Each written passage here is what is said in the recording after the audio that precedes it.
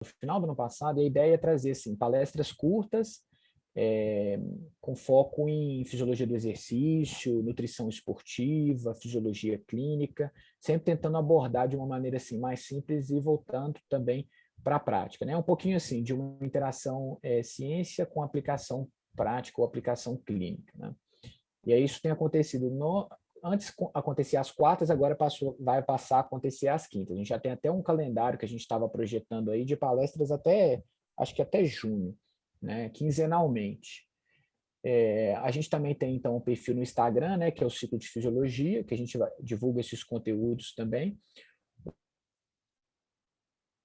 O canal do YouTube, que fica os vídeos, a gravação dos vídeos dessas palestras. Então, o vídeo da palestra do Brian vai ficar lá também. Então, quem quiser depois divulgar, a gente sempre pede ajuda para aumentar o alcance dessas palestras, né, que são muito boas.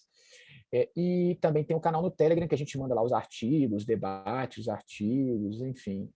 Fiquem atentos a isso. Tem lá na bio do Instagram todos esses canais aí que eu comentei, né? Quem estiver assistindo e quiser postar nos stories, o pessoal posta muito, né, que está assistindo as palestras nos stories, marca a página do Ciclo de Fisiologia, o Instagram, né, o @ do Ciclo de Fisiologia, que a gente reposta. E também para quem for perguntar de certificados, né, a gente também emite certificado, e aí para quem tiver interesse do certificado, a gente vai passar um link no chat, mais para o final da palestra do Brian, na hora que ele estiver respondendo as perguntas, para vocês preencherem, né, um formulário do Google, que aí vai estar lá o nome de vocês, o e-mail, e a gente depois emite os certificados para o e-mail de vocês, envie. Né? Então, a gente vai ter a palestra hoje do Brian Saunders. O Brian, gente, ele é pesquisador aqui da Faculdade de Medicina da USP. E ele tem uma bolsa de jovem pesquisador, né, que é uma bolsa que é conferida aos melhores pesquisadores jovens do Brasil, né, ou do São Paulo, porque é uma bolsa da FAPESP. Ele tem experiência na área de fisiologia do exercício, nutrição esportiva, suplementação nutricional para melhora do desempenho no exercício. Então, assim, o Brian, ele é do meu grupo de pesquisa, eu sempre acompanho as coisas que ele faz, porque eu admiro muito essa linha de pesquisa dele, todo o trabalho que ele faz, é realmente de altíssima qualidade. Então, por isso que eu convidei para vir apresentar, assim, mesmo que de maneira muito breve, né, o que ele tem feito, qual que é o estado da arte dentro desse assunto da palestra dele. Né? Então, hoje ele vai falar dos suplementos nutricionais no esporte.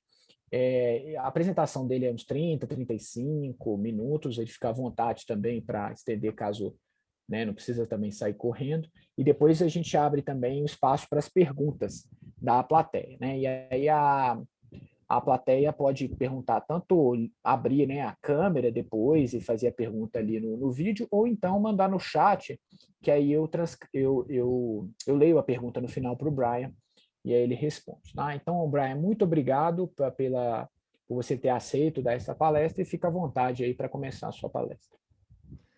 Beleza, então, primeiro, obrigado, Thiago, pelo convite, e é um prazer, né, de poder mostrar um pouco do trabalho do nosso grupo, né? Tem bastante trabalho que vou apresentar que faz parte do nosso grupo também, porque eu acho que o nosso grupo, em geral, é um dos líderes mesmo em vários dos assuntos que eu vou abordar hoje, né?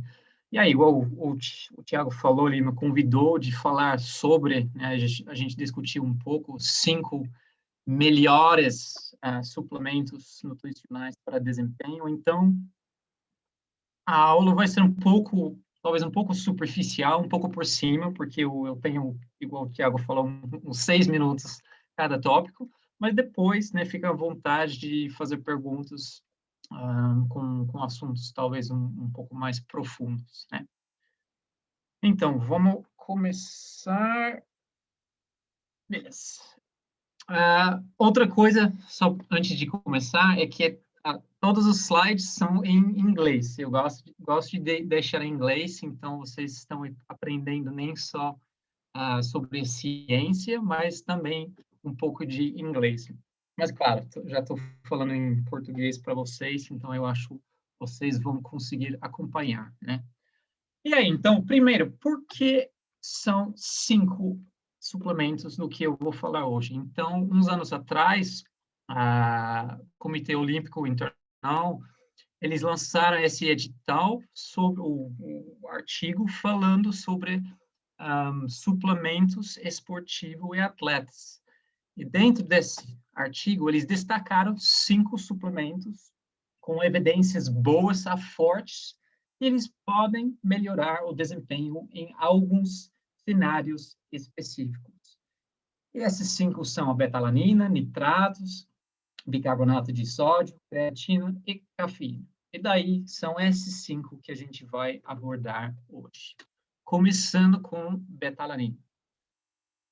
Então, de verdade, quando a gente fala sobre a betalanina, no corpo mesmo, a gente está interessado num outro composto, um dipeptídeo chamado carnosina. A gente tem carnosina dentro dos nossos músculos.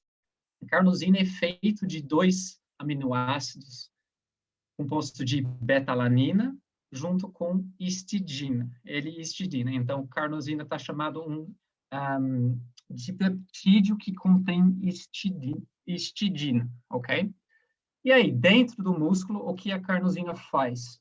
Então, graças a essa cadeia lateral aqui dele, ele consegue receber íons de hidrogênio. Quais são esses? Esses são ácidos que são produzidos durante o exercício de alta intensidade. E esses ácidos, eles contribuem ao fadiga muscular por conta de acidose muscular, beleza? Então, se a gente consegue minimizar essa acidose muscular, a gente consegue talvez melhorar o desempenho. Então, por isso, se a gente consegue aumentar os níveis de carnosina no músculo, talvez a gente consegue melhorar o desempenho físico.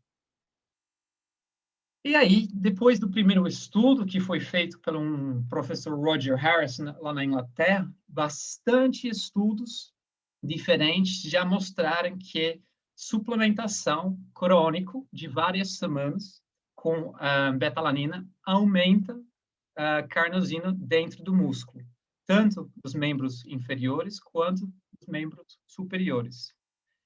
E um trabalho do nosso grupo, tipo, resumindo todos os dados feitos analisando a resposta de carnosina à suplementação de betalanina, mostrou recentemente que efetivamente quase 100%, ou mais ou menos 100% dos indivíduos respondem à suplementação de betalanina. Então, quem suplementa com betalanina vai aumentar carnosina dentro do músculo. Beleza? E aí, o que isso significa para performance, para desempenho? Então, um artigo do nosso grupo, publicado uns anos atrás, mostrou que, em geral, suplementação de betalanina consegue melhorar o desempenho. Beleza? Então, quem suplementa com betalanina poderia ter uma melhora de desempenho. No entanto, dentro deste artigo, a gente queria avaliar alguns fatores que talvez poderiam moderar ou modificar o tamanho do efeito. Em quais situações podemos ver uma melhora maior, e em quais situações uma melhora menor, ou talvez nenhuma melhora. E o fator que influencia mais essa resposta foi a duração do exercício. Então, qual foi o exercício que respondeu mais à suplementação? Foram aquelas atividades que demoram entre 30 segundos até mais ou menos 10 minutos, Curta, mas alta intensidade. E pensando no mecanismo de ação de carnosina, que ele pode diminuir a acidose muscular, isso faz sentido, porque é bem dentro dessa faixa de tempo onde a gente vê uma grande contribuição das vias glicolíticos para a produção de energia, e aí, juntamente com isso, vem uma grande acidose muscular. Então, faz sentido que esse foi o tipo de exercício, a duração de exercício que respondeu mais à suplementação de betalanina. E aí, só como exemplo, quais tipos de exercícios são esses, né? 4 quilômetros de ciclismo, 2.000 metros de remo, 800 metros de corrida, 100 e 200 metros de natação. Não são só esses tipos de exercícios, mas eu estou destacando estes aqui, porque já foi mostrado na literatura que esses são sensíveis aos melhoras com suplementação de betalanina. Exercícios menos do que 30 segundos de duração não mostraram ser não mostraram que eles foram melhorados com suplementação de betalanina. E aí, quais tipos de exercícios são esses? Aqueles mais tiros muito mais curtos, aqueles exercícios mais explosivos, né? Talvez um porém que eu falaria aqui é que, claro, os treinos para esses tipos de atividades não são compostos só daquela atividade. O cara que treina para 100 metros, ele não faz uma corrida de 100 metros e vai para casa. Então, talvez, durante aqueles treinos de alta intensidade, de 30 segundos com exercícios de 30 segundos até 10 minutos, talvez eles poderiam beneficiar de suplementação de betalanina. E aqueles exercícios acima de 10 minutos também não foram melhorados com betalanina. E aí, só como exemplo, 10 quilômetros, 20 quilômetros, 1 hora de ciclismo não foram melhorados com suplementação de betalanina. No entanto, novamente, se a gente pensa, talvez, no ciclismo de estrada, que é aquele exercício de endurance, e, muito mais do que 10 minutos de duração, mas ele tem intensidades que variam bastante, né? Então, dentro deste artigo, ou essa pesquisa, eles avaliaram o desempenho no tiro final, depois de 2 horas de ciclismo de endurance. E o que eles mostraram é que aqueles indivíduos tomando betalanina melhoraram o desempenho, com melhora de potência pico, potência média e potência final. Então, de novo, talvez, apesar do fato que, em geral, parece que betalanina não melhora desempenho de endurance, de muito longa duração, talvez em aqueles momentos específicos de alta intensidade, entre 30 segundos até 10 minutos, talvez poderia melhorar desempenho nestes momentos específicos. Nossa meta-análise também mostrou que exercícios intermitentes são sensíveis a melhoras com betalanina, então, polo aquática, exercícios de combate, tipo boxe, luta, judô, e também esportes coletivos, como rugby, futebol e hockey.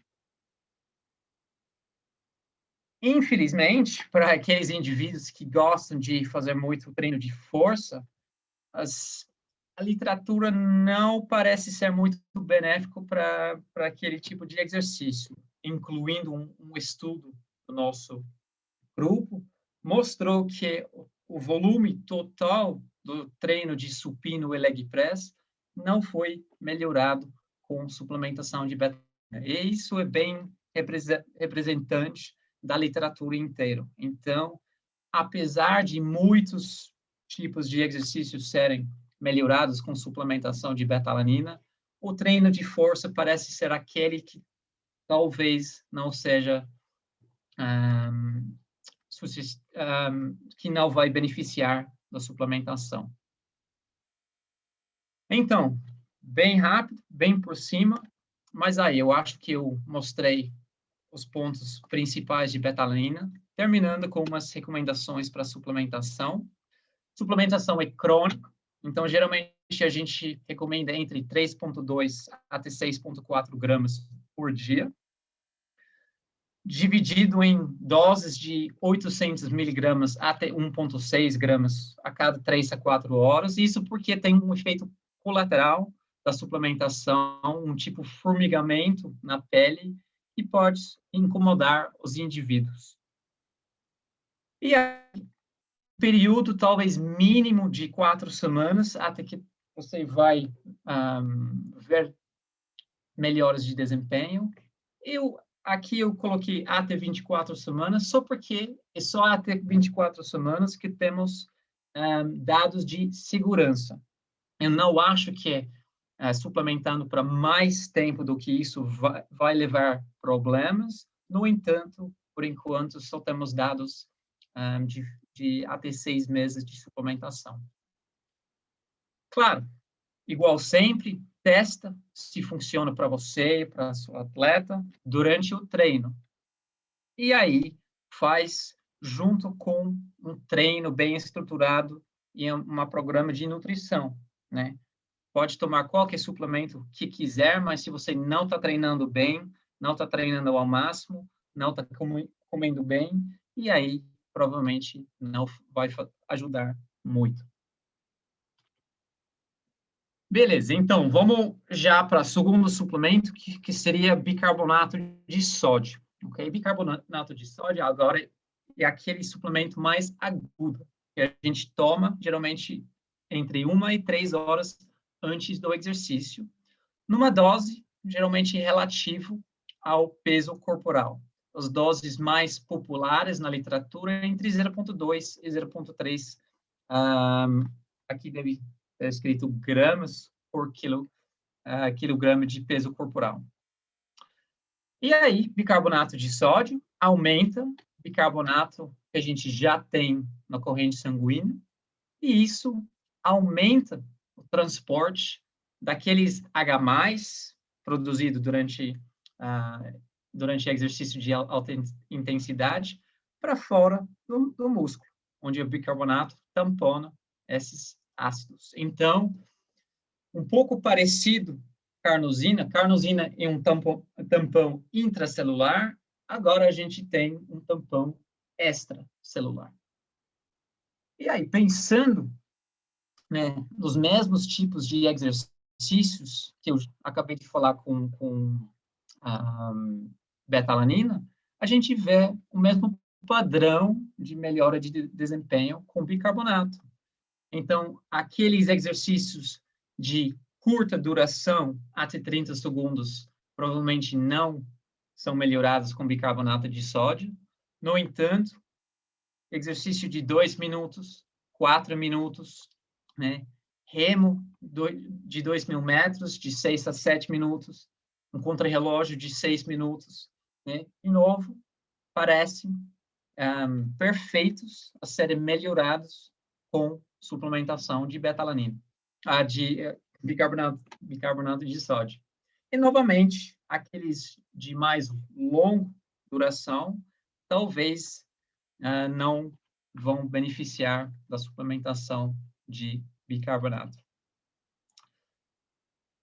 Pensando, novamente, treinos de força, parece que, né, força máxima não é melhorado com suplementação de bicarbonato. No entanto, um pouco oposto aos efeitos que a gente vê com suplementação de betalanina, bicarbonato pode melhorar aquele volume do treino. Então, aqui melhorando endurance muscular. Eu esqueci de colocar a referência aqui, mas esse de um meta-análise nosso recente, ok? Talvez porém aqui é que, apesar do fato que ele poderia melhorar seu treino, né, tomando bicarbonato de sódio cronicamente todo dia antes dos treinos, significa que você está ingerindo altas quantidades de sal, né, de sódio. Então, talvez não seja o melhor suplemento no mundo para tomar cronicamente.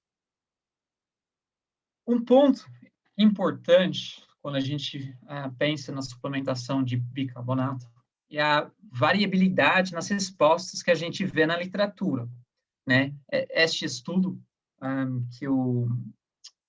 do nosso grupo, que foi realizado durante meu doutorado, a gente recrutou 21 indivíduos e eles não melhoraram desempenho durante ciclismo de 2 a 3 minutos. Lembra? Novamente, aquela faixa perfeita para melhoras com bicarbonato de sódio. No entanto, 4 indivíduos teve efeitos colaterais bem graves, né? Quais são essas, né? Pode gerar desconforto gastrointestinal, pode levar a diarreia e até ao vômito, né? Então, efeitos colaterais graves e podem até reverter esse efeito ergogênico do suplemento. E, de verdade, quando a gente removeu esses indivíduos das nossas análises, a gente viu um efeito positivo da suplementação de bicarbonato. Então, esse é um ponto importante que os indivíduos sabem que isso pode gerar nesses efeitos colaterais. Recentemente foi sugerido que os aumentos de bicarbonato que a gente precisa atingir para ter um efeito ergogênico são de 5 a 6 milimolar por litro na corrente sanguínea. E isso que a gente geralmente atinge com aquela dose de 0,3 gramas por quilo. Mas nem em todos os estudos, nem em todos os indivíduos. No entanto, né, um sneak preview aqui de uma meta-análise que a gente está realizando agora, a gente vai submeter essa semana ainda, a gente mostrou que aumentos pequenos de menos do que 4 milimolar geraram melhoras de desempenho. No entanto, menor do que melhoras de aumentos de bicarbonato de 4 até 6 milimolar, que foi igual acima de 6.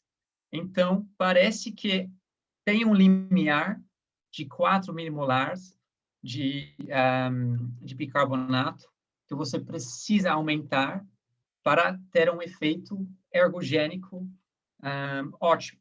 Acima disso, parece que não importa muito mais quanto mais aumentou. Ok? Então, precisa atingir esses aumentos de 4 milimolar. Acima disso, não importa muito. E importante é que, novamente, outro trabalho realizado mostrou que temos uma janela entre mais ou menos 60 minutos e 3 horas, até 3 horas e meia, em qual, depois da suplementação, em qual o bicarbonato sanguíneo fica acima desse limiar de 5 até 6 milimolar por litro. Então, parece que tem uma grande janela de oportunidade dentro de qual você vai, ou provavelmente vai ter, um efeito ergogênico com suplementação de bicarbonato. Então, pensando nisso todo, esqueci de mudar aqui, mas aí, essas são recomendações para suplementação de bicarbonato. E aí, seria uma dose de 0,2 até 0,3 gramas por quilo, se você não tem efeitos colaterais graves, eu sugiro aquele dose maior. Entre 60 minutos até talvez 180 minutos antes do exercício. E pode ingerir em solução ou em cápsulas. Claro, a solução tem gosto muito salgado, muito desagradável, então, para mim, eu sugiro em cápsulas. No entanto, você teria que ingerir entre 20 e 25 cápsulas, dependendo do seu peso corporal. Então, tem que ver qual é a melhor opção para você ou seu atleta. E, de novo, testa durante o treino, treina bem, come bem. Vamos lá, agora para a creatina, ok? E aí, a creatina é encontrada em muitos tecidos diferentes do corpo, incluindo o cérebro, fígado, rins e testículos, mas uma grande maioria é encontrado nos nossos músculos, ok? e produzimos creatina endogenamente, a partir dos seus aminoácidos metionina, glicina e arginina, no fígado e nos rins. E os onívoros também, eles terão uma ingestão diária de aproximadamente entre 1 e 4 gramas por dia. E aí, o fosfocreatina dentro do nosso corpo, ele atua como um doador de fosfato para ADP, para regenerar o ATP durante o exercício. Claro, nosso corpo, nossos músculos, eles precisam de bastante ATP durante o exercício para a contração muscular. Opa! E aí, dá para ver aqui que tiros de curta duração, até 50% da energia vem das fontes do sistema ATP-CP, né, da fosfocreatina. E quando a gente repete esses tiros, né, a gente faz tiros repetidos, fadiga muscular faz que a gente tem uma dependência ainda maior nesse sistema, né, nos tiros mais para frente, né? Então, fica claro aqui por que esse sistema é importante durante o exercício. Podemos aumentar creatina no músculo com suplementação? Sim. Esse foi mostrado, primeiramente, novamente, pelo professor Roger Harris, em 92, e a suplementação de várias doses diferentes, entre 20 e 30 gramas de creatina por dia, foi capaz de aumentar creatina dentro do músculo. Ok? E aí, também fica claro aqui que o mais creatina que a gente já tem dentro do nosso músculo, o menos o aumento. Isso porque parece que a maioria das pessoas tem um teto, né, um limite máximo de creatina dentro do músculo, por volta de entre 150 e 160 milimol por quilo. E aí, claro, eu acho a maioria das pessoas provavelmente coloca uma associação entre creatina e treino de força. E com certeza, provavelmente é o tipo de exercício mais popular para uso de creatina, né? E o que a gente vê e tem, juntamente com o treino, a gente vê um maior aumento de força e um maior aumento de massa muscular quando a gente combina creatina com treino de força, ao invés de treino de força só. Então, creatina é um dos suplementos, provavelmente é o suplemento mais eficaz para exercícios de força. No entanto, a gente tem que pensar em uma coisa. Se a gente suplementa 2 grupos, um com creatina e um com placebo, e aí eles fazem um treino igual durante um período, vamos falar de 12 semanas. O que vai acontecer se esse treino fique igual? No final, ambos os grupos provavelmente vão melhorar o desempenho, melhorar, né, vão ter ganhos de massa magra, vão ter ganhos de força. No entanto, vai ser igual entre os grupos. E a gente fala que a creatina é ineficaz. Mas isso é porque a gente tem que lembrar que a creatina deixa você aumentar o volume, a qualidade, a intensidade dos seus treinos. Então, se você fica fazendo os mesmos treinos junto com creatina, não vai ter o efeito benéfico, né? Eu acho isso provavelmente uma coisa que a gente poderia falar para todos os suplementos, né? Você tem que dar aquele estresse a mais que esse suplemento está deixando. Ele está deixando você treinar um pouco mais, fazer aquele repetição a mais, e é isso que gera as ganhos de força, não a creatina em si. Igual eu falei, né? O sistema ATP-CP contribui muito durante os tiros repetidos, e creatina se mostrou também eficaz para esses tipos de tiros. Aqui neste estudo, 10 tiros de 6 segundos, e dá para ver que o desempenho foi mais ou menos mantido com creatina, mas piorou ao longo dos tiros com placebo. Então, creatina também parece ser eficaz para aqueles tiros de curta duração, talvez, né, uma natação de 50 metros, talvez uma corrida de 100 metros, ou até aqueles tiros repetidos, também durante esportes coletivos. E aí? Já deixei aqui, né, porque sempre tem que testar durante o treino, junto com o treino, né, um bom treino é um bom programa de nutrição. Mas é isso. Recomendações para suplementar com creatina. 20 gramas por dia para 5 dias, naquele fase de carregamento. 5 gramas a cada 3 a 4 horas, para evitar qualquer desconforto gastrointestinal que poderia acontecer com doses muito altas, né? Tipo 20 gramas em uma vez.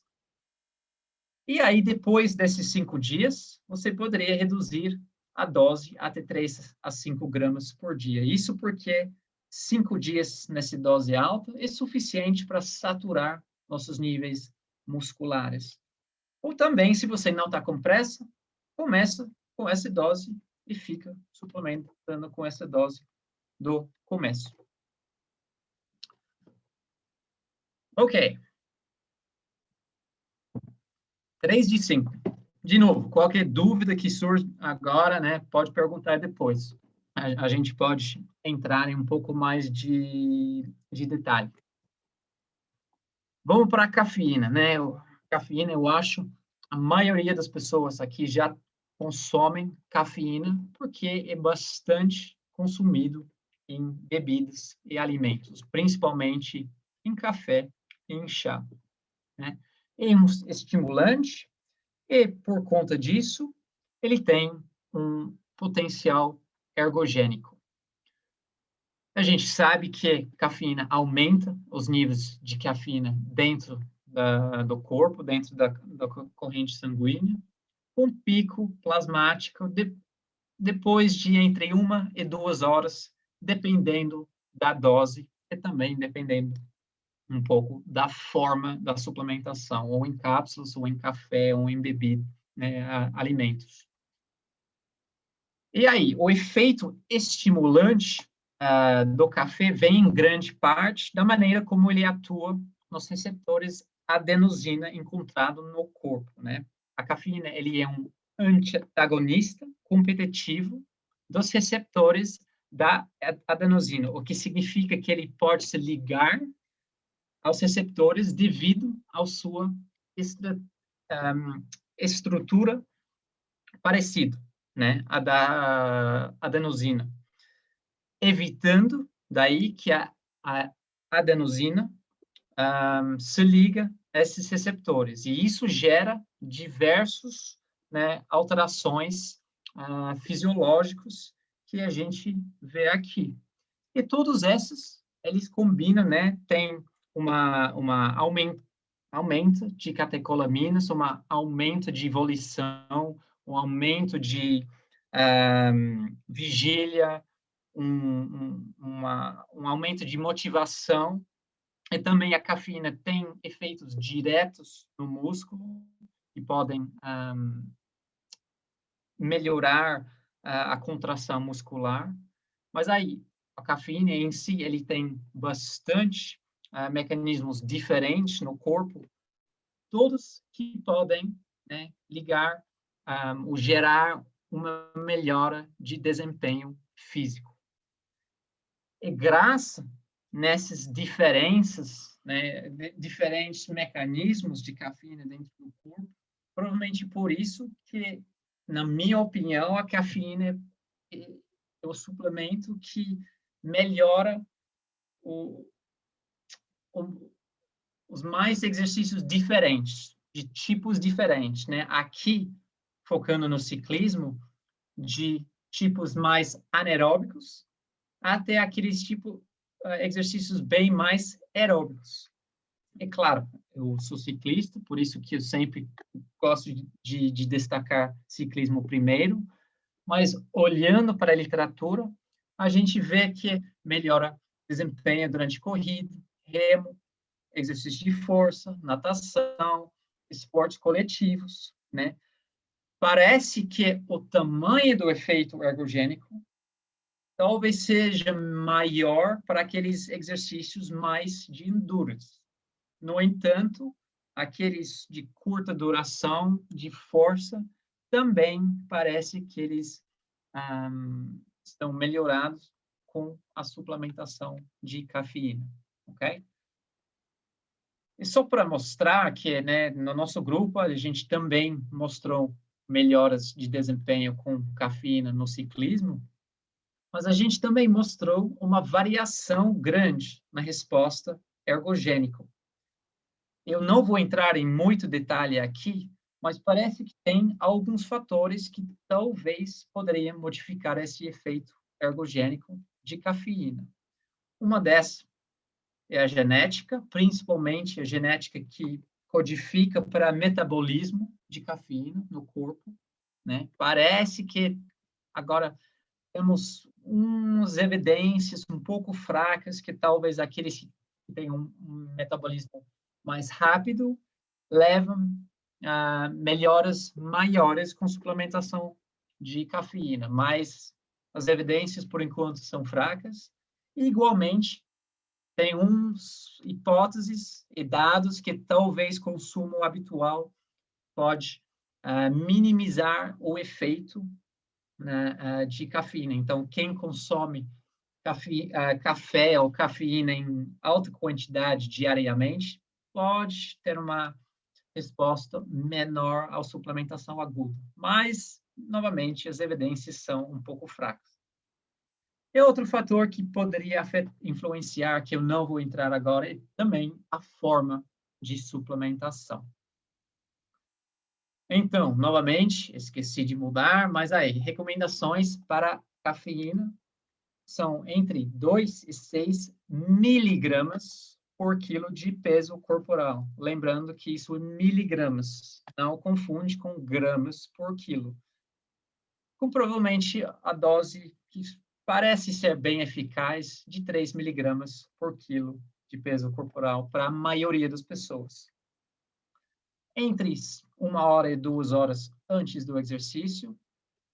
E aí tem várias formas, cápsulas, géis, café, até chiclete que você pode consumir. Mas para mim o cápsula talvez é aquele que você sabe exatamente quanto de cafeína que você está ingerindo.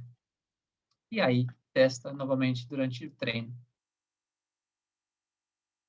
Ok, último suplemento aqui. Eu acho que eu já estou chegando no meu tempo, mas aí, vamos lá, nitratos, ok? Então, pensando aqui, até relativamente pouco tempo, né, foi pensado que o óxido nítrico aqui, o NO, era gerado exclusivamente nesse lado através da oxidação de L-arginina, né? Mas agora a gente sabe que nitratos encontrados na dieta, eles podem ser reduzidos para nitrito e óxido nítrico. Ok. E o óxido nítrico, ele é um composto interessante porque pode causar, aqui dá para ver, vasodilatação, angiogênese, respiração mitocondrial, biogênese mitocondrial, captação de glicose. E todos esses mecanismos, eles poderiam melhorar o desempenho físico graças a uma resistência à fadiga, uma eficiência maior durante o exercício, né? Então, nitrato se virou um composto de interesse. E a maioria de vocês, muitos de vocês, talvez já sabem que é encontrado em várias legumes e vegetais, o mais, talvez, popular, conhecido, talvez sendo beterraba. E aí, a gente consegue suplementar com cápsulas que vêm da extração de beterraba, ou até suco de beterraba. E com certeza, agora, o suplemento de nitrato mais comum, mais popular que existe, é esse Beet-It aqui. E aí, farmacocinético, podemos aumentar? Podemos.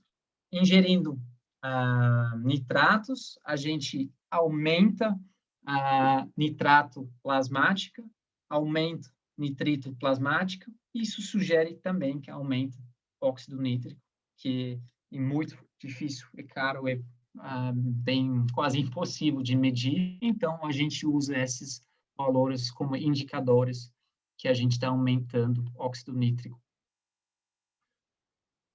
Pode melhorar desempenho? Pode. Tanto a suplementação aguda, aqui melhorando desempenho de 4 e 16 quilômetros de contrarrelógio de ciclismo, quanto suplementação crônico, aqui suplementação de 6 dias, melhorando desempenho de 10 quilômetros de contrarrelógio.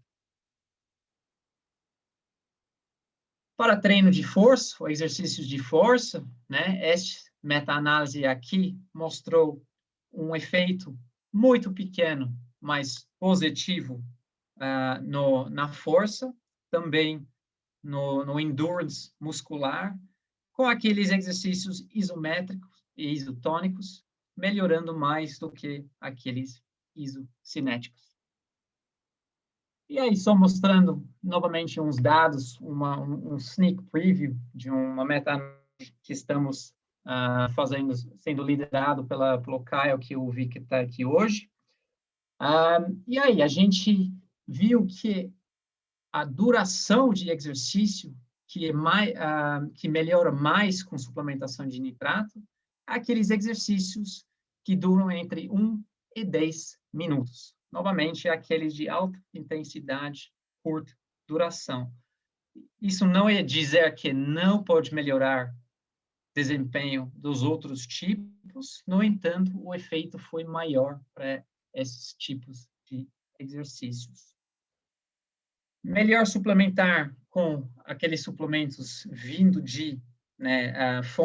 das fontes vegetais do que das sais, né? Então, nitrate salts, a gente sugere não tomar, mas aqueles de beterraba, suco de beterraba, cápsulas de beterraba, sim.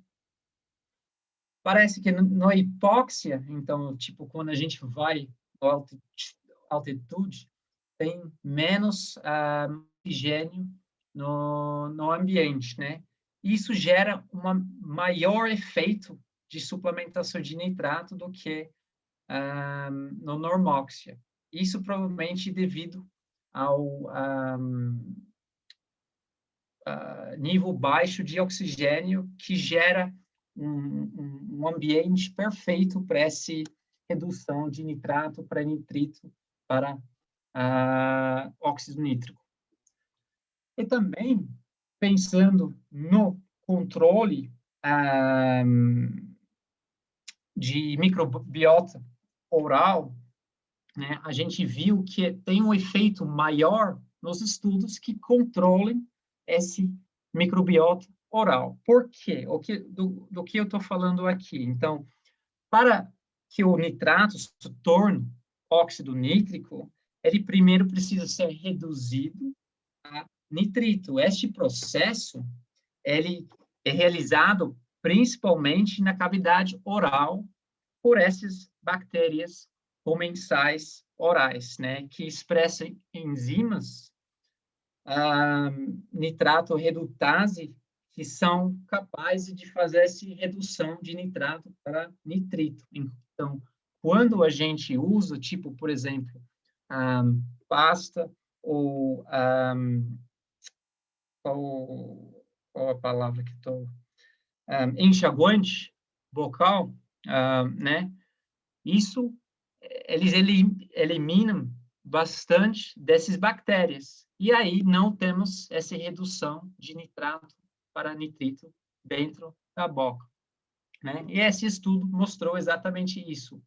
Sem enxaguante, sem enxaguante, com enxaguante. Então, indivíduos têm menos dessa redução e aí provavelmente vai ter menos efeito ergogênico.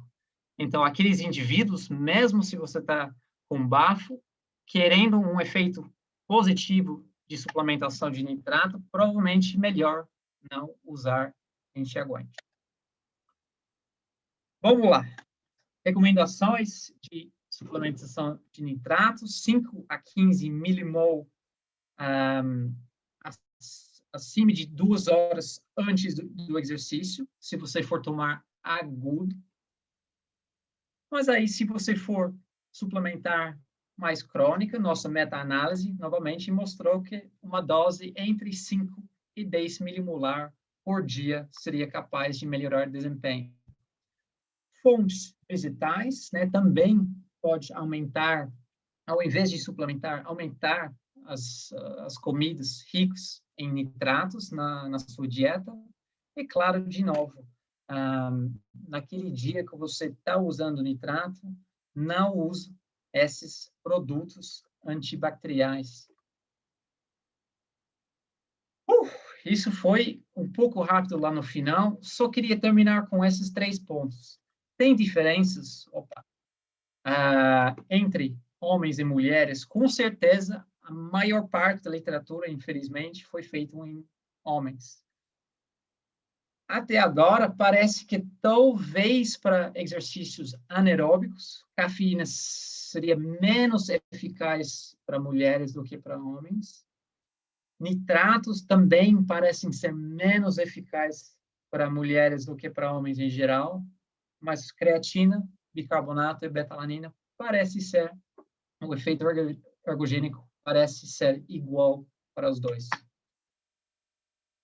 A maioria dos atletas, eles vão tomar mais do que um suplemento em algum momento, né? Com certeza, a combinação de betalanina e bicarbonato é aquele mais estudado, mostrando bons, né, efeitos até aditivos, os dois. E um efeito de creatina com cafeína, muitas pessoas acham que não dá para combinar os dois, graças a estudos iniciais que foram de baixa qualidade, mas parece que sim, pode tomar esses dois suplementos juntos. Mas com certeza, para muitos desses suplementos, a gente não sabe a interação desses dois. Pensando nos mecanismos de ação, talvez suplementação com nitrato, junto com bicarbonato, não teria um efeito benéfico combinando eles. Então, a gente precisa fazer mais pesquisas para essas combinações. E, finalmente, pensando, né, na população, muitos estudos usaram indivíduos treinados e não treinados, e parece que para quase todos esses suplementos, o efeito é menor para aqueles indivíduos mais treinados. E isso faz sentido, porque eles têm, talvez, eles já estão mais próximo do teto deles, do melhor desempenho, tem várias adaptações lógicas, então faz sentido que vai ter um efeito talvez menor do que esses indivíduos. Mas para este indivíduo aqui, provavelmente não importa que ele está melhorando 10%, e esse indivíduo só 2%. Porque para um indivíduo competitivo, aquele 1 a 2% pode ser a diferença entre ganhar ou perder. Lembrando que talvez, ou às vezes, não importa quantos suplementos que você toma, você nem vai chegar perto daquele indivíduo na sua frente. Beleza? Então, foi um pouco rápido, desculpe, rápido, mas ainda devagar, passei muito tempo, desculpe, Thiago. Mas aí, se alguém quiser fazer uma pergunta, que eu entro em algum assunto em mais detalhe, pode ficar à vontade.